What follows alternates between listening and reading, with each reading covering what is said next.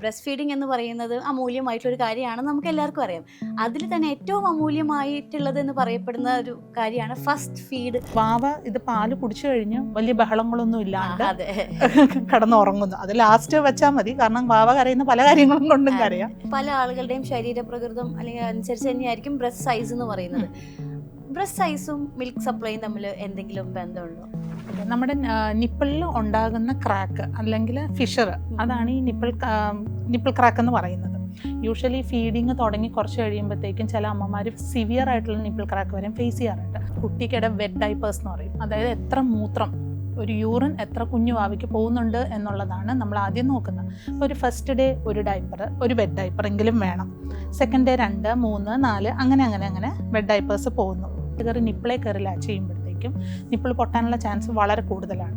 കാരണം കുട്ടി ലാച്ച് ചെയ്യുന്നത് ശരിക്കും പറഞ്ഞാൽ എരിയോള, താഴെയുള്ള എരിയോള ഏറ്റവും കൂടുതൽ കുട്ടി വായിലേക്ക് ചെല്ലണം. അല്ലാണ്ട് ഡയറക്റ്റ് നിപ്പിളിലേക്ക് ലാച്ച് ചെയ്ത് കഴിഞ്ഞാൽ പൊട്ടാനുള്ള ചാൻസ് വളരെ കൂടുതലാണ്. അപ്പം നിപ്പിൾ ക്രാക്ക് സിവിയർ ആണ്. അപ്പം നമ്മളിപ്പോൾ തൽക്കാലം ആ ഭാഗത്തുനിന്ന് ഡയറക്റ്റ് സക്ക് ചെയ്യിക്കാണ്ട് മറ്റേ ബ്രസ്റ്റിൽ നിന്ന് സക്ക് ചെയ്യിക്കണം. കാരണം നമുക്കൊരു മിൽക്ക് സപ്ലൈ വന്ന് തുടങ്ങുമ്പോഴത്തേക്കും ബ്രസ്റ്റ് എൻഗോജ്ഡ് ആവാൻ തുടങ്ങും. അതൊരു ലൈക്ക് നമ്മളുടെ ആ മിൽക്ക് സ്റ്റേബിളായി കഴിയും. ബ്രസ്റ്റ് മിൽക്ക് വന്ന് തുടങ്ങുന്ന ഒരു സ്റ്റേബിളായി ഇതായി വന്ന് തുടങ്ങുമ്പോൾ നമുക്ക് ചിലപ്പോൾ എൻഗോജ്മെൻറ്റ് ഫീൽ ചെയ്യാൻ തുടങ്ങും. നമുക്ക് പാല് കൂടുതൽ വരുന്നതായിട്ട്. ഇപ്പോഴത്തെ ഒരു ജനറേഷനിലാണെങ്കിലും നമ്മളെന്താ പറയുക, കിടന്ന് പാല് കൊടുക്കുന്നു, പാല് കൊടുക്കുന്നതിനിടയ്ക്ക് ഫോൺ നോക്കുന്നു, ബ്രെക്സ്റ്റിംഗ് എന്നൊക്കെ പറഞ്ഞൊരു ടേമൊക്കെ ഞാൻ വായിച്ചിട്ടുണ്ടായിരുന്നു. അപ്പോൾ എന്താണ് ഒരു കറക്റ്റ് കുട്ടീനെ ഫീഡ് ചെയ്യാനുള്ള ഒരു പൊസിഷൻ എന്ന് പറയും? ബേബിയെ കൊണ്ട് സക്ക് ചെയ്യിക്കുക, പിന്നെ അത് കുറച്ചങ്ങോട്ട് പമ്പ് ചെയ്ത് കുറച്ച് നമുക്ക് റിമൂവ് ചെയ്യാം. പിന്നെ ഒരു ഹോട്ട് കംപ്രഷൻ കൊടുക്കാം. എന്നിട്ട് നമുക്ക് ഹാൻഡ് എക്സ്പ്രസ് ചെയ്യാം. അങ്ങനെയൊക്കെയാണ് എൻഗോജ്മെന്റ് റിലീസ് ചെയ്യാന്ന് പറഞ്ഞത്. ഇതുപോലെ തന്നെ നമ്മൾ പലപ്പോഴും പ്രസവം കഴിയുന്ന സമയത്തൊക്കെ ഇങ്ങനെ മീൻ കഴിക്കരുത് അല്ലെങ്കിൽ എരിവുള്ളത് കഴിക്കരുത്, ഇതെല്ലാം പാലിൽ രുചി വരും എന്നൊക്കെ കേട്ടിട്ടുണ്ട്. അതിലെന്തെങ്കിലും വാസ്തവമുണ്ട്? അമ്മ കഴിക്കുന്ന ഫുഡിന് പാലിന്റെ ടേസ്റ്റ് മാറ്റാൻ പറ്റും? അപ്പോൾ ഇത് നമ്മുടെ സയൻറ്റിസ്റ്റ് പറയുന്നത് എന്താണെന്ന് വെച്ച് കഴിഞ്ഞാൽ, ലൈക്ക് ആ മിൽക്കിൻ്റെ ടേസ്റ്റ് മാറ്റം വരുമ്പോഴത്തേക്കും കുട്ടികൾക്ക് നമ്മുടെ നോർമൽ ഫുഡിലേക്ക് വീൻ ചെയ്യാനായിട്ട് എളുപ്പമാണ് കുറച്ചും കൂടെ. കാരണം അവർ ഓൾറെഡി ആ ഒരു ടേസ്റ്റ് കിട്ടിയാണ് ശീലിക്കുന്നത്. സക്കിങ് ആ ഒരു ഇത് വരുമ്പോഴാണ് മിൽക്ക് കുക്ക് വരുന്നത്.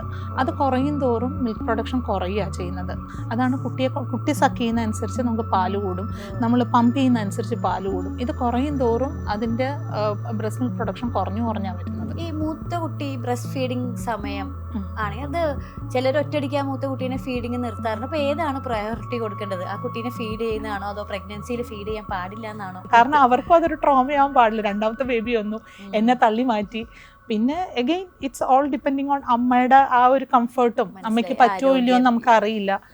ബ്രസ്റ്റ് ഫീഡിങ്ങിനെ പറ്റിയിട്ട് ഒരു സംശയം വന്നാൽ നമ്മൾ ആരോടാ ചോദിക്കാറ്? അങ്ങനെ ആരോടെങ്കിലും ചോദിച്ചാൽ തന്നെ നമ്മുടെ സംശയം മുഴുവനായിട്ട് ക്ലിയർ ആവാറുണ്ടോ? ഇല്ല അല്ലേ? അപ്പോൾ ഇന്നത്തെ ദിവസം നമ്മൾ ബ്രസ്റ്റ് ഫീഡിങ് റിലേറ്റഡ് ആയിട്ടുള്ള ഒരുമാതിരി എല്ലാ സംശയങ്ങളും തന്നെ തീർക്കാൻ പോവുകയാണ്. Because we have a lactation consultant with us. Hi and welcome to Saina health plus. എൻ്റെ പേര് ഫെറൻ ആൻഡ് നമ്മുടെ കൂടെയുള്ളത് miss Nimmi. Welcome Nimmi. Thank you. So വളരെ ബേസിക് ആയിട്ട് എന്താ പറയുക, ബ്രസ്റ്റ് ഫീഡിങ് എന്ന് പറയുന്നത് അമൂല്യമായിട്ടൊരു കാര്യമാണ്, നമുക്ക് എല്ലാവർക്കും അറിയാം. അതിൽ തന്നെ ഏറ്റവും അമൂല്യമായിട്ടുള്ളത് എന്ന് പറയപ്പെടുന്ന ഒരു കാര്യമാണ് ഫസ്റ്റ് ഫീഡ് അല്ലെങ്കിൽ ഒരു ഫസ്റ്റ് മിൽക്ക് എന്നാണോ പറയാനറിയില്ല. നമുക്ക് അതിനെ പറ്റി തന്നെ പറഞ്ഞു തുടങ്ങാം. അതിൻ്റെ ഒരു ഇമ്പോർട്ടൻസ് എന്താണ്? ബേസിക്കലി നമ്മളൊരു ഡെലിവറി കഴിഞ്ഞ് കഴിയുമ്പോഴത്തേക്കും ആദ്യത്തെ 1 hour തന്നെ ആക്ച്വലി നമുക്ക് ഫീഡ് ചെയ്യണം എന്നുള്ളതാണ്. ആദ്യം വരുന്ന ആ മിൽക്കിൻ്റെ പേര് പറഞ്ഞു വന്നത് ഫസ്റ്റ് അവർ എന്ന് പറയുന്നത് ഗോൾഡൻ അവർ എന്നാണ് പറയുന്നത്. അപ്പോൾ ആ സമയത്ത് നമ്മൾ ഫീഡ് ചെയ്യുന്നത് ശരിക്കും ബ്രസ്റ്റ് മിൽക്ക് സെക്രീഷന് ഒത്തിരി ഹെൽപ്പ് ചെയ്യും. കൂടുതലും മിൽക്ക് പ്രൊഡ്യൂസ് ചെയ്യാനായിട്ട് ഒത്തിരി ഹെൽപ്പ് ചെയ്യും.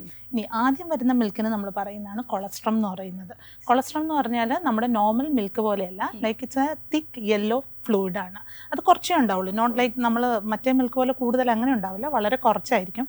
പക്ഷേ അതിൽ ഏറ്റവും കൂടുതൽ ആൻറ്റിബോഡീസ് ഉണ്ടാകും, ന്യൂട്രിയൻസ് ഉണ്ടാകും, എല്ലാം ഉണ്ട്. ഒരു ബേബിയുടെ സത്യം പറഞ്ഞൊരു ഫസ്റ്റ് വാക്സിൻ എന്ന് തന്നെ പറയുന്നത് കൊളസ്ട്രോൾ. ഒരു ആരോഗ്യയാത്ര അവിടെ നിന്നാണ് സ്റ്റാർട്ട് ചെയ്യുന്നത്. അപ്പോൾ ആദ്യം നമ്മൾ ഈ കൊളസ്ട്രോൾ കൊടുക്കുന്നത് വളരെ ഇമ്പോർട്ടൻ്റ് ആണ്. അപ്പോൾ ഒരു ബേബി ഉണ്ടായി കഴിഞ്ഞു എന്ന് വെച്ചോ, അപ്പോൾ ആദ്യം ഉണ്ടായി കഴിഞ്ഞ ഉടനെ doctors usually skin to skin ഇപ്പം കൊടുക്കുന്ന കണ്ടിട്ടില്ല. അപ്പോൾ ഈ സ്കിൻ ടു സ്കിൻ കൊടുക്കുമ്പോഴത്തേക്കും കുട്ടിക്ക് അത് നമ്മുടെ ബ്രസ്റ്റ് മിൽക്ക് പ്രൊഡക്ഷനെ അത് ഒത്തിരി ഹെൽപ്പ് ചെയ്യും. അതുമാത്രമല്ല ആദ്യം തന്നെ കുട്ടി അത് പോയിട്ട് ഒരു നമ്മുടെ ബ്രസ്റ്റാണ് ആദ്യം കുട്ടി തപ്പുന്നത്. ഈ സ്കിൻ ടു സ്കിൻ ചെയ്യുമ്പോഴത്തേക്കും അത് ഭയങ്കര രസമാണ് കാണാനായിട്ട്. ആദ്യം തന്നെ ചെന്നിട്ട് ബ്രസ്റ്റിലേക്കാണ് കുട്ടി ചെയ്യുന്നത്. അത് കഴിയുമ്പോഴത്തേക്കും കുട്ടി പതുക്കെ ലിക്ക് ചെയ്യുന്നു. അങ്ങനെ അതിലാണ് സ്റ്റാർട്ട് ചെയ്യുന്നത് ബേബി. ഇനിയിപ്പം ഫോർ എക്സാമ്പിൾ ഇപ്പം ഇതിപ്പോൾ പറഞ്ഞുകൊണ്ട് ഞാൻ പറയും, ഇപ്പോൾ സിസേറിയൻ സെക്ഷൻ കഴിഞ്ഞു കഴിഞ്ഞാൽ യൂഷ്വലി കുറച്ചൊരു ഡിലേ. ശരിക്കും ഫസ്റ്റ് അവർ തന്നെ നമുക്ക് വേണമെങ്കിൽ ഫീഡ് ചെയ്യാം. പക്ഷേ ആ കുട്ടിയും അമ്മയും സ്റ്റേബിൾ ആണെന്ന് ഒരു ഹെൽത്ത് പ്രാക്ടീഷണർ പറഞ്ഞ ശേഷം നമുക്ക് ഫീഡിങ്ങിലേക്ക് പോകാം.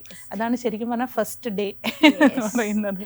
ഇപ്പോൾ നമ്മൾ പലപ്പോഴും ഈ ബ്രസ്റ്റ് ഫീഡിങ് ജേർണിയിൽ പോയിട്ടുള്ള ആൾക്കാരൊക്കെ കേട്ടിട്ടുള്ള ഒരു കാര്യമായിരിക്കും, കുഞ്ഞിന് പാല് തികയുന്നില്ല, നിനക്ക് പാലില്ല, എന്തെങ്കിലും തിന്നു, എന്തെങ്കിലും കുടിക്കുക, അങ്ങനത്തെ കുറേ പരാതികളൊക്കെ.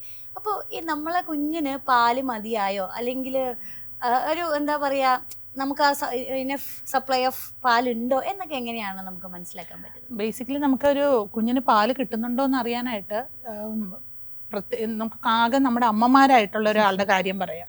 കയ്യിൽ കുറച്ച് കാര്യങ്ങളേ ഉള്ളൂ.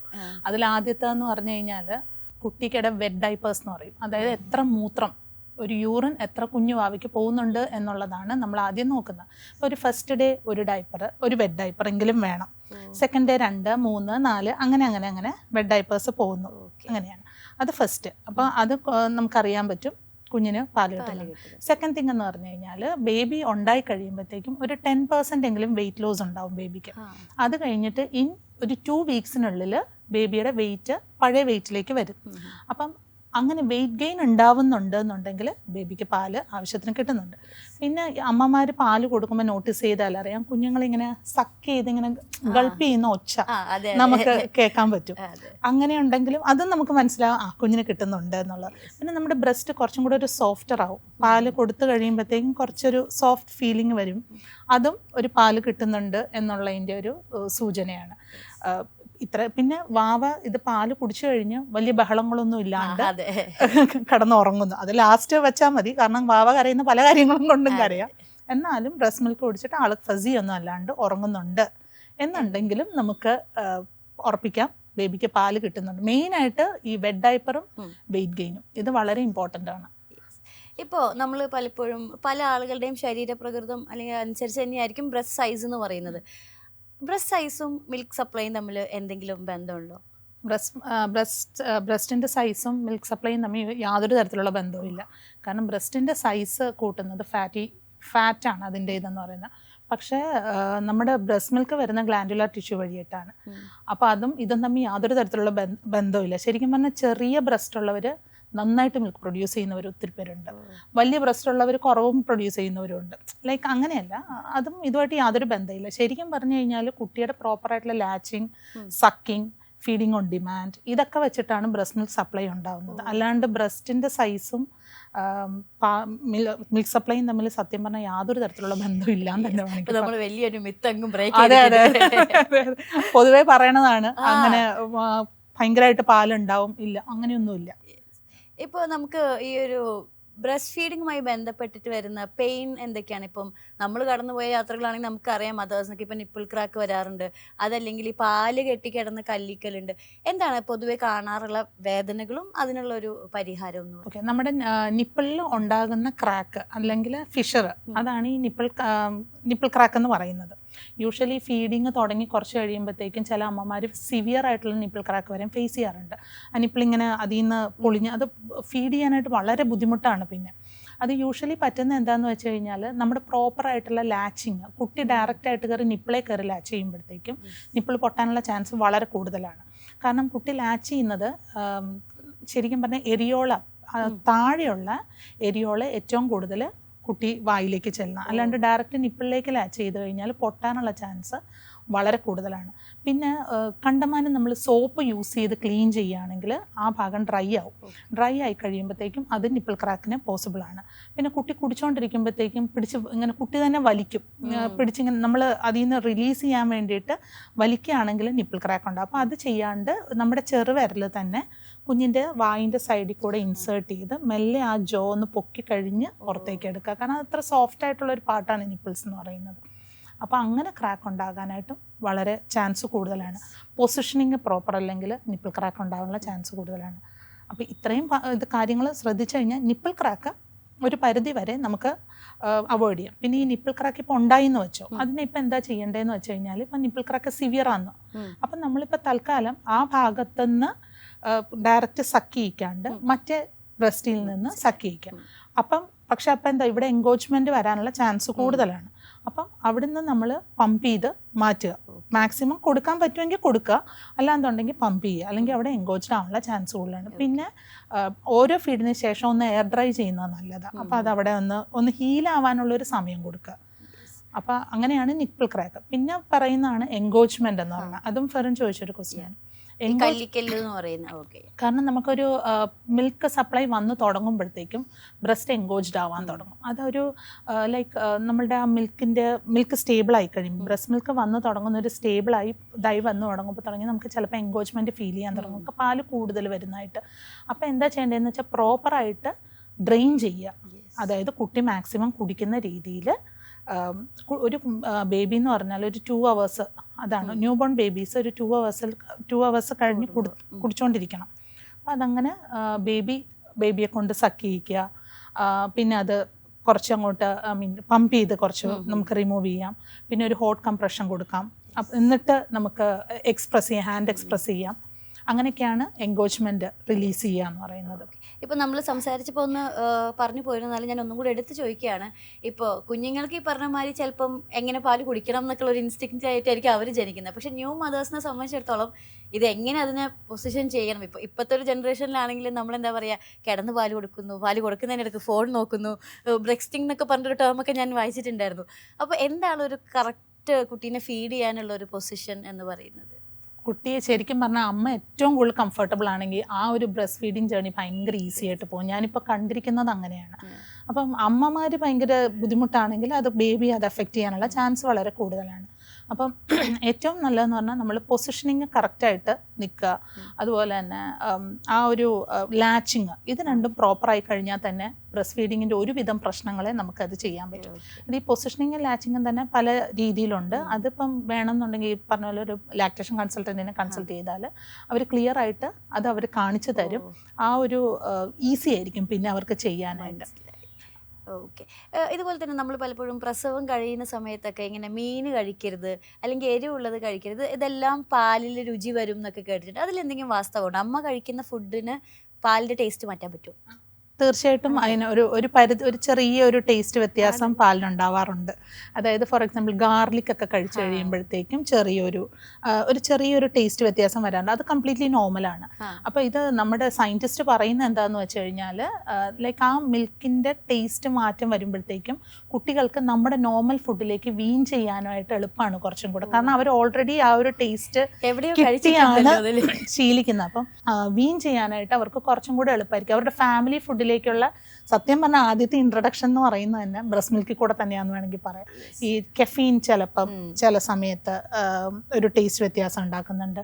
ഗാർലിക്, ഭയങ്കരമായിട്ട് സ്പൈസസ്, പിന്നെ നമ്മുടെ ഇന്ത്യൻ സ്പൈസസ് തന്നെ ചില കാര്യങ്ങൾ അതിന് ഒരു വ്യത്യാസം വരുത്താറുണ്ട്. അത് ശ്രദ്ധിച്ചാൽ അറിയാൻ ചിലപ്പം പൂപ്പിന് വരെയും ആ കളർ ചേഞ്ച് വരാറുണ്ട്. നമ്മൾ കണ്ടമാനം ഇപ്പോൾ ക്യാരറ്റ്സ് അമ്മ കണ്ടമാനം കഴിച്ചു കഴിയുമ്പോഴത്തേക്കും കുട്ടിയുടെ പൂപ്പിന് തന്നെ ഒരു ഓറഞ്ചിഷ് കളറിലേക്ക് വരുന്ന ശ്രദ്ധിച്ചാലറിയാം. അത് ഉള്ളതാണ്. അതെല്ലാം കണക്റ്റഡ് ആണ്. അതോടൊത്ത് പേടിക്കേണ്ട ആവശ്യമില്ല, അത് നോർമലാണ് ശരിക്കും പറഞ്ഞാൽ. ഇപ്പം നമ്മൾ പറഞ്ഞു ജനിച്ചപാടാണെങ്കിൽ കുഞ്ഞുങ്ങൾക്ക് ഓരോ 2 മണിക്കൂർ കൂടുമ്പോഴാണ് ഐഡിയലി പാല് കൊടുക്കുന്നത്. പക്ഷേ പലപ്പോഴും ഒരു കൺഫ്യൂഷൻ കണ്ടിട്ടുള്ളത്, കുഞ്ഞ് ഉറങ്ങുകയാണെങ്കിൽ ഉറക്കം കളയണ്ട, നന്നായി ഉറങ്ങിക്കോട്ടെ എന്ന് വിചാരിക്കണോ അതോ വിളിച്ചെണീപ്പിച്ചിട്ട് ഫീഡ് ചെയ്യണോ? അതായത് ആക്ച്വലി പറഞ്ഞു കഴിഞ്ഞാൽ ഇപ്പം ജനിച്ച് 2 വീക്കിന് താഴെയുള്ള കുട്ടികളാണെങ്കിൽ ഡെഫിനറ്റായിട്ട് 2 മണിക്കൂർ കഴിഞ്ഞ് കഴിയുമ്പോൾ തന്നെ പാല് കൊടുത്തിരിക്കണം. അപ്പോൾ ഉറക്കമല്ല നമുക്ക് ഇമ്പോർട്ടൻറ്റ്, ഫീഡ് ചെയ്യുക എന്നുള്ളതാണ് കൊടുക്കുക. പ്രത്യേകിച്ച് രാത്രിയിലാണെങ്കിൽ 4 മണിക്കൂർ കൂടുതലൊന്നും അങ്ങനെ ഉറക്കാനേ പാടില്ല. ശരിയാണ്, അമ്മമാർക്ക് ഉറക്കം വരും, അവർ ഉറങ്ങിപ്പോകും, നമുക്ക് മനസ്സിലാക്കാവുന്ന കാര്യമുള്ളൂ. പക്ഷെ അങ്ങനെയല്ല, അത് 4 മണിക്കൂറുള്ളൊന്നും ഉറക്കരുത് ശരിക്കും പറഞ്ഞാൽ. അത് തന്നെ കൂടുതലാണ്. ഒരു 3 മണിക്കൂർ കഴിയുമ്പോൾ തന്നെ ബേബിയെ എണീപ്പിച്ചിട്ട് കാലിൻ്റെ അടിയിൽ ഇക്കിളിയിടുക, പണ്ടത്തെ അമ്മമാരൊക്കെ ചെയ്യണുണ്ടല്ലോ, ചെവിയിൽ ഇരിയുക, അല്ലെങ്കിൽ നമ്മൾ ഡയപ്പർ മാറ്റുക, അങ്ങനെയൊക്കെ ചെയ്ത് ബേബിയെ എണീപ്പിച്ചിട്ട് തന്നെ സക്കിയിക്കുക. അപ്പം സക്ക് ചെയ്ത് അതാണ് മെയിനായിട്ട് ചെയ്യേണ്ടത് ആദ്യം. പിന്നെ ചില കേസുകളിൽ ഇപ്പം പ്രിമച്വർ ആയിട്ടുള്ള ബേബീസൊക്കെ ആണെങ്കിലും നമ്മൾ കൃത്യമായിട്ട് 2 മണിക്കൂർ എന്നുള്ളത് വളരെ ഇമ്പോർട്ടൻ്റ് ആണ്. അൺലെസ് കുഞ്ഞിന് പിന്നെ ജോണ്ടിസ് ഉള്ള കുട്ടികൾക്ക് കറക്റ്റായിട്ട് ആ ഒരു 2 മണിക്കൂർ നമ്മൾ കീപ്പ് ചെയ്ത് തന്നെ പോകണം. യാതൊരു കാരണവശാലും അവിടെ ഒരു ഇത് വരുത്താൻ പാടില്ല. പിന്നെ ചില മെഡിക്കൽ കേസസിൽ ഇപ്പം അമ്മ എന്തെങ്കിലും ഒരു മെഡിക്കേഷനിലാണ്, അല്ലെങ്കിൽ കുഞ്ഞിന് അതുപോലെ എന്തെങ്കിലും സീരിയസ് ഇഷ്യൂസ് അങ്ങനെ അത് ഡോക്ടേഴ്സ് പറയുന്നതാണെങ്കിൽ മാത്രം അവരുടെ ആ ഒരു ഇതെടുക്കുന്നതായിരിക്കും നല്ലത്. അവർ പറയുന്ന അനുസരിച്ച് നമ്മൾ പോവുകയാണ് നല്ലത്. അല്ലാത്ത പക്ഷം ഇത് മസ്റ്റാണ്. ഒരു മിനിമം ഒരു 2 വീക്സ് കഴിയുമ്പോൾ തന്നെ കുട്ടി പിന്നെ പതുക്കെ ഡിമാൻഡ് ആൻഡ് ഫീഡ് അങ്ങനെ ഡിമാൻഡ് ചെയ്യാൻ തുടങ്ങും. അതെ, അപ്പം അതിനനുസരിച്ച് പിന്നെ കൊടുക്കുക എന്നുള്ളതാണ്. ഓക്കെ. അപ്പോൾ നമ്മളിപ്പം ഇത്രയും നേരം നമ്മളൊരു കോമൺ ഒരു ബ്രസ്റ്റ് ഫീഡിങ് അല്ലെങ്കിൽ കോമൺ മദർഹുഡിനെ ടച്ച് ചെയ്തിട്ട് പോയി. ഇനി ഒരു നമ്മൾ അഡ്രസ്സ് ചെയ്യേണ്ട വലിയൊരു സമൂഹം എന്ന് പറയുന്നത് വർക്കിംഗ് മദേഴ്സാണ്. ഇപ്പം 6 മന്ത്സ് വരെയൊക്കെ മാക്സിമം ലീവ് കിട്ടാം. അതാണ് ഒരു കോമൺ രീതിയുള്ളത്. നമുക്ക് എങ്ങനെയാണ് ഈ ഒരു ബ്രസ്റ്റ് മിൽക്ക് സ്റ്റോർ ചെയ്തിട്ട് പോവാം, അല്ലെങ്കിൽ അതിനുള്ളൊരു ഓപ്ഷൻസ് ഒക്കെ ഉണ്ടോ? അതൊരു ഹെൽത്തി ആണോ? നമ്മളൊരു വർക്കിംഗ് മദറിന് ഇപ്പോൾ നമ്മളൊരു വർക്കിന് പോകുക എന്നുള്ളത് ഇപ്പോൾ ഒരു 6 മന്ത്സ് കഴിഞ്ഞിട്ട് പോകാമെന്ന് വെച്ചു. അപ്പോൾ അങ്ങനെ വരുമ്പോഴത്തേക്കും നമ്മൾ അതിനെ ഓൾറെഡി പ്ലാൻ ചെയ്ത് പോവുകയാണ് ഏറ്റവും എളുപ്പം. അതായത് നമ്മൾ വർക്ക് ചെയ്യുന്നതിന് ഒരു 3-4 വീക്സ് മിനിമം ഒരു 2-3 വീക്സ് മുന്നെങ്കിലും ഇതിന് വേണ്ടിയിട്ട് നമ്മൾ സ്റ്റാർട്ട് ചെയ്യുക എന്നുള്ളതാണ്. അപ്പോൾ കൃത്യമായിട്ടുള്ള ടൈമിൽ ആദ്യം നമ്മൾ ബേബിയെ ഫീഡ് ചെയ്ത ശേഷം പമ്പ് ചെയ്യുക. അറ്റ്ലീസ്റ്റ് ബേബി എപ്പോഴൊക്കെയാണ് കുടിക്കുന്നത്, ഞാൻ പറഞ്ഞില്ലേ 3 hours കൂടുമ്പോൾ കുടിക്കുന്നു. അപ്പോൾ 3 hours തന്നെ പമ്പ് ചെയ്യാനായിട്ട് ശ്രമിക്കുക. പമ്പ് ചെയ്തിട്ട് നമ്മൾ എന്ത് ചെയ്യുന്നത് വെച്ചാൽ നമ്മുടെ ബ്രസ്റ്റ് മിൽക്ക് സേഫായിട്ടുള്ള ബാഗ്സ് അവൈലബിൾ ആണ് അതിൽ, അല്ലെങ്കിൽ നല്ല ഗ്ലാസ് ബോട്ടിൽസ്, സ്റ്റെറിലൈസ്ഡ് ഗ്ലാസ് ബോട്ടിൽസിൽ നമ്മൾ സ്റ്റോർ ചെയ്യുക. എന്നിട്ട് നമ്മൾ ഫ്രിഡ്ജിലോ ഫ്രീസറിൽ വയ്ക്കുക. അതായത് നമ്മൾ ഫ്രിഡ്ജിൽ വയ്ക്കുക. നമ്മുടെ നോർമൽ റൂം ടെമ്പറേച്ചറിലാണെങ്കിൽ 2 hours വയ്ക്കാൻ പാടില്ല. ഫ്രീസറിലാണെങ്കിൽ it can last up to 6 months വരെ ലാസ്റ്റ് ചെയ്യും എന്നാണ് പറയുന്നത്. അപ്പം ഇപ്പോൾ ഓഫീസിൽ പോകുന്ന ഒരു അമ്മയാണെന്നുണ്ടെങ്കിൽ ഡബിൾ ഇലക്ട്രിക് പമ്പ് അത് വാങ്ങിയിട്ട്, ഇപ്പോൾ വേറബിൾ പമ്പ്സ് ഒക്കെ അവൈലബിൾ ആണ്. അപ്പം അത് വാങ്ങിയിട്ട് നമുക്കത് പമ്പ് ചെയ്തിട്ട് നമുക്കൊരു ലൈക്ക് ഒരു ഫ്രീസർ ബാഗ് ഇത് കിട്ടുമല്ലോ, ഫ്രീസർ ബോക്സ്, അതിൻ്റെ അകത്ത് വെച്ച് കഴിഞ്ഞാൽ നമുക്ക് തിരിച്ച് വീട്ടിൽ കൊണ്ടുവന്ന് അത് ചെയ്തിട്ട് ചൂടാക്കാൻ പാടില്ല. ചെറിയ ചൂടുവെള്ളത്തിൽ നമ്മൾ ഇറക്കി വെച്ച ശേഷം അത് ബേബിക്ക് ഫീഡ് ചെയ്യാന്നുള്ളതാണ് ഐഡിയലി പറയുന്നത്. അതെ, ഇപ്പം നമ്മളിപ്പം ഇത് സ്റ്റോർ ചെയ്യുന്ന അല്ലാന്നുണ്ടെങ്കിലും ഇപ്പം നമ്മളിപ്പോൾ ഒരു 5-6 മാസം കുട്ടിക്ക് റെഗുലർലി ഫീഡ് ചെയ്ത് കഴിഞ്ഞ് ജോലിക്ക് പോയി തുടങ്ങുമ്പോൾ നാച്ചുറലി നമുക്ക് ആ ഒരു ലീക്കിൻ്റെ പ്രശ്നവും അതുപോലെ തന്നെ നേരത്തെ പറഞ്ഞ പോലെ തന്നെ ബ്രസ്റ്റിനൊരു ഹെവിനെസ് ഒക്കെ വരും. ഐഡിയലി നമ്മൾ എത്ര ഡ്യൂറേഷൻ കൂടുമ്പോഴാണ് ഇങ്ങനെ ഇതൊന്ന് പമ്പ് ചെയ്ത് കളയുകയോ അതല്ലെങ്കിൽ ഇപ്പം ഞാൻ നേരത്തെ പമ്പിങ്ങിൻ്റെ ഒരു കാര്യം പറഞ്ഞപ്പം പ്രത്യേകം ശ്രദ്ധിക്കേണ്ടത് എന്താണെന്ന് വെച്ചാൽ, ഇപ്പോൾ ഓഫീസ് കഴിഞ്ഞ് വീട്ടിൽ വന്നു കഴിഞ്ഞാൽ ഡയറക്റ്റ്ലി തന്നെ ബ്രസ്റ്റ് ഫീഡ് ചെയ്യാനായിട്ട് ശ്രമിക്കുക. പിന്നെ നമ്മൾ ബോട്ടിലിനെ ആശ്രയിക്കാണ്ട് കുഞ്ഞും അമ്മയും തമ്മിൽ ഡയറക്റ്റായിട്ട് തന്നെ, പ്രത്യേകിച്ച് രാത്രിയിൽ എന്താണെന്ന് വെച്ചാൽ നമ്മുടെ പ്രൊലാക്റ്റിൻ കൂടുതലായിരിക്കും. അപ്പോൾ ഏറ്റവും കൂടുതൽ ബ്രസ്റ്റ് മിൽക്ക് സപ്ലൈ വരുന്നത് രാത്രിയിലാണ്. അപ്പോൾ രാത്രിയിലൊക്കെ ഡയറക്റ്റ്ലി തന്നെ സക്കിയിക്കാം, അതാണ് നല്ലത്. പിന്നെ അല്ലാണ്ട് ഇപ്പം എൻഗോജ്ഡ് ആകുകയാണെങ്കിൽ ഇപ്പം പമ്പ് ചെയ്തു എൻഗോജ്ഡ് ആവണം, ഞാൻ നേരത്തെ പറഞ്ഞ പോലെ പമ്പ് ചെയ്യുക എന്നുള്ള ഒരു ഓപ്ഷനാണ് ഉള്ളത്. ഓക്കെ അല്ല, നമുക്ക് അങ്ങനെ എന്തെങ്കിലും ഡ്യൂറേഷനോ ഇത്ര ഇപ്പം കുട്ടി ഉണ്ടെങ്കിൽ നമ്മൾ 2 മണിക്കൂർ കൂടുമ്പോൾ നാച്ചുറലി ഫീഡ് ചെയ്യുന്നു. അതല്ല ഇപ്പം നമുക്ക് അങ്ങനെ ഒരു ഫീഡിങ് ആവശ്യം വരുന്നില്ലെങ്കിൽ ഈ ഒരു എൻഗോജ്മെന്റ് എന്നൊരു സിനാറിയോയിലേക്ക് എത്താതിരിക്കാൻ അങ്ങനെ എന്തെങ്കിലും ടൈം ഫ്രെയിം നമ്മൾ പറയുന്നത്? യൂഷ്വലി 3 hours നമ്മൾ പമ്പ് ചെയ്യാനാണ് പറയുന്നത്. കാരണം നമ്മൾ പമ്പിങ് കുറയും. ബ്രസ്റ്റിൽ ഏറ്റവും കൂടുതൽ സക്ഷൻ വന്ന്, അതായത് ഏറ്റവും കൂടുതൽ സക്കിങ് ആ ഒരു ഇത് വരുമ്പോഴാണ് മിൽക്ക് വരുന്നത്. അത് കുറയും തോറും മിൽക്ക് പ്രൊഡക്ഷൻ കുറയുകയാണ് ചെയ്യുന്നത്. അതാണ് കുട്ടി സക്ക് ചെയ്യുന്ന അനുസരിച്ച് നമുക്ക് പാല് കൂടും, നമ്മൾ പമ്പ് ചെയ്യുന്ന അനുസരിച്ച് പാല് കൂടും. ഇത് കുറയും തോറും അതിൻ്റെ ബ്രസ്റ്റ് മിൽക്ക് പ്രൊഡക്ഷൻ കുറഞ്ഞാണ് വരുന്നത്. അപ്പോൾ ഇപ്പോൾ ഈ ഒരു വർക്കിംഗ് മദേഴ്സിന് ഏറ്റവും കൂടുതലുള്ളൊരു പ്രശ്നം എന്ന് വെച്ച് കഴിഞ്ഞാൽ ഈ ബോട്ടിൽ ട്രെയിൻ ചെയ്ത് തുടങ്ങലാണ്. ഒരു നിപ്പിൾ കൺഫ്യൂഷൻ എന്നൊക്കെ പറയില്ലേ, അത് എങ്ങനെയാണ് നമ്മൾ ജോലിക്ക് പോകുന്നതിൻ്റെ മുമ്പേ ഒക്കെ തന്നെ തുടങ്ങണോ, അല്ലെങ്കിൽ ഒരു പെട്ടെന്നൊരു സുപ്രഭാതത്തിൽ കൊണ്ട് കുപ്പി വായിൽ വെച്ച് കൊടുത്താൽ കൂടി? അതാ ഞാൻ നേരത്തെ പറഞ്ഞത്, നമ്മൾ ജോലിക്ക് പോകുന്നതിന് മിനിമം ഒരു 2-3 വീക്സ് മുന്നെങ്കിലും ഇതിന് വേണ്ടിയിട്ട് പ്രിപ്പയർഡ് ആകുക. അപ്പം നമ്മൾ അമ്മമാർ ഡയറക്റ്റ്ലി ബേബിക്ക് കൊടുക്കാണ്ട്, ലൈക്ക് നമുക്ക് ഉണ്ടാകാൻ പോകുന്ന ഹെൽപ്പർ ആരിപ്പം ഗ്രാൻഡ് മദറോ അല്ലെങ്കിൽ ഏതെങ്കിലും ഹെൽപ്പറിനെ കൊണ്ട് തന്നെ അത് ഫീഡ് ചെയ്യാനായിട്ട് ശ്രമിക്കുക. കാരണം കുട്ടി അമ്മ എന്ന് പറയുമ്പോഴത്തേക്കും ബ്രസ്റ്റുമായിട്ട് കുട്ടി വളരെയേറെ റിലേറ്റഡ് ആണ്. അപ്പോൾ ചിലപ്പോൾ അത് കുട്ടി എടുത്തെന്ന് വരില്ല. അപ്പം ആരാണോ ഹെൽപ്പർ എന്ന് വെച്ച് കഴിഞ്ഞാൽ അവരെ കൊണ്ട് തന്നെ കൊടുക്കാനായിട്ട് ശ്രമിക്കുക. പിന്നെ നമ്മൾ യൂസ് ചെയ്യുന്ന ബോട്ടിലെന്ന് പറയുന്നതിൻ്റെ നിപ്പിളെന്ന് പറയുന്നത് ഒത്തിരി വലിയ നിപ്പിൾ ഹോളില്ലാണ്ട് ശ്രദ്ധിക്കുക. വളരെ ചെറിയ ഹോളിൽ തന്നെ കാരണം എന്നാലേ നമ്മുടെ ബ്രസ്റ്റിനെ മിമിക് ചെയ്യുന്ന രീതിയിൽ എടുക്കുകയായിരിക്കും നല്ലത്. അല്ലെങ്കിൽ എന്താണെന്ന് വെച്ചാൽ കൂടുതൽ ഫ്ലോ വരുമ്പോഴത്തേക്കും പിന്നെ നമ്മുടെ ബ്രസ്റ്റിലേക്ക് ഇത് ചെയ്യാനായിട്ടുള്ള ഇത് കുറവായിരിക്കും, ലാച്ച് ചെയ്യാനായിട്ടുള്ള ചാൻസ് കുറയും. അപ്പോൾ അതുകൊണ്ട് ആ ഒരു കുഞ്ഞ് ഇതുള്ള നിപ്പിൾ വാങ്ങുക. എന്നിട്ട് അതിൽ കൂടെ ഫീഡ് ചെയ്യാനായിട്ട് ശ്രമിക്കുക. അപ്പോൾ ആദ്യ സമയങ്ങളിൽ നമ്മൾ മാറി നിൽക്കുക, അമ്മമാർ മാറി നിന്നിട്ട് ഈ എക്സ്പ്രസ് ചെയ്യുന്ന മിൽക്ക് തന്നെ ആരെയാണോ നമ്മൾ നിർത്താൻ ഉദ്ദേശിച്ചിരിക്കുന്ന ആളെ കൊണ്ട് കൊടുക്കാനായിട്ട് ശ്രമിക്കുക. പരിചയപ്പെടൽ. അപ്പോൾ കുറച്ചും കൂടെ കുട്ടി പിന്നെ മനസ്സിലാവുമല്ലോ, അമ്മ പോയി കഴിഞ്ഞാലും ആള് തരുന്ന പോകുന്ന ഇതാണെന്നുള്ളത് ആൾക്ക് മനസ്സിലാവും. അങ്ങനെ പിന്നെ അതുപോലെ തന്നെ അപ്പോൾ ഈ നിപ്പിൾ കൺഫ്യൂഷൻ ഒരു പരിധി വരെ നമുക്ക് അവോയ്ഡ് ചെയ്യാൻ പറ്റും. കാരണം മറ്റേ നിപ്പിൾ ഞാൻ പറഞ്ഞില്ലേ ചെറിയ ഹോളുള്ള നിപ്പിൾ ഇതിന് നമ്മുടെ ബ്രസ്റ്റിന്റെ നിപ്പിൾസ് പോലെ തന്നെ വലിച്ച് തന്നെ വരുമ്പോഴത്തേക്കും ഒരു പരിധി വരും. പിന്നെ ഞാൻ പറഞ്ഞ പോലെ വീട്ടിൽ വന്ന ഉടനെ തീർച്ചയായിട്ടും ഡയറക്റ്റായിട്ട് തന്നെ കൊടുക്കാനായിട്ട് ശ്രദ്ധിക്കുക, ജോലി കഴിഞ്ഞ് വന്നിട്ട്. ഇപ്പോൾ പലപ്പോഴും ഈ സെക്കൻഡ് പ്രഗ്നൻസി അല്ലെങ്കിൽ തേർഡ് പ്രഗ്നൻസി ഒക്കെ പെട്ടെന്ന് ആവുന്നവർക്കാണെങ്കിൽ ഈ മൂത്ത കുട്ടി ബ്രസ്റ്റ് ഫീഡിങ് സമയം ആണെങ്കിൽ അത് ചിലർ ഒറ്റയടിക്ക് ആ മൂത്ത കുട്ടീനെ ഫീഡിങ് നിർത്താറുണ്ട്. അപ്പോൾ ഏതാണ് പ്രയോറിറ്റി കൊടുക്കേണ്ടത്? ആ കുട്ടീനെ ഫീഡ് ചെയ്യുന്നതാണോ അതോ പ്രഗ്നൻസിയിൽ ഫീഡ് ചെയ്യാൻ പാടില്ല എന്നാണോ? പ്രഗ്നൻസിയിൽ യൂഷ്വലി നമ്മുടെ ബ്രസ്റ്റ് മിൽക്ക് കുറയും, നമ്മുടെ ഹോർമോൺസിൻ്റെ ഇത് കാരണം നമ്മളുടെ ബ്രസ്റ്റ് മിൽക്ക് യൂഷ്വലി കുറയും. പക്ഷേ ടാൻഡം ഫീഡ് ചെയ്യുന്ന ഒത്തിരി മദേഴ്സ് ഉണ്ട്. രണ്ടാമത്തെ ബേബി ആയിക്കഴിഞ്ഞു മൂത്ത കുട്ടിയെ ഫീഡ് ചെയ്യുന്ന മദേഴ്സ് ഉണ്ട്. ആ ബേബിക്ക് യാതൊരു തരത്തിലും രണ്ടാമത്തെ ബേബി വരുന്നൊരു ട്രോമയായിട്ട് ഉണ്ടാവാൻ പാടില്ല.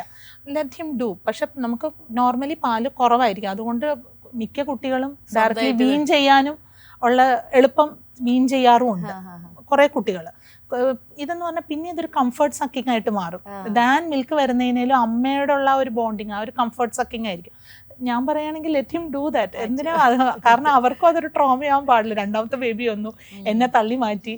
പിന്നെ again it's all depending on അമ്മയുടെ ആ ഒരു കംഫർട്ടും അമ്മയ്ക്ക് പറ്റുമോ ഇല്ലയോ എന്ന് നമുക്കറിയില്ല. അപ്പം അമ്മയുടെ ആ ഒരു ആരോഗ്യത്തിൻ്റെയൊക്കെ ഒരു ഇതുണ്ട്. അത് ഓക്കെ ആണെന്നുണ്ടെങ്കിൽ അത് ചെയ്യുന്നതുകൊണ്ട് കുഴപ്പമില്ല. നമ്മുടെ ബോഡി ഡയറക്റ്റ്ലി മിൽക്ക് പ്രൊഡക്ഷൻ കുറയും യൂഷ്വലി രണ്ടാമത്തെ പ്രഗ്നൻസിയുടെ സമയത്ത്, അത് കുറയാറുണ്ട്.